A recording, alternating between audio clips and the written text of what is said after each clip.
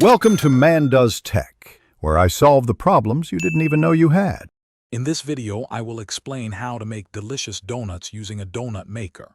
First, ensure your donut maker is clean and preheated.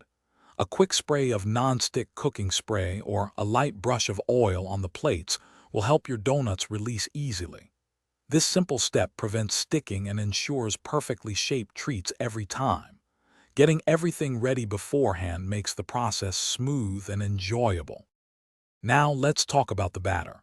Whether you're using a mix or a homemade recipe, ensure it's well mixed and smooth. Carefully spoon or pipe the batter into each donut cavity, filling it approximately 2/3 of the way.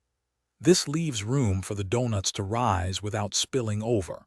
Don't worry if it's not perfectly even, they'll still be tasty. Once filled, close the lid of your donut maker. The cooking time typically ranges from 3 to 6 minutes, depending on your machine and batter thickness. Keep an eye on them. You're looking for a beautiful golden brown color and a firm, springy texture.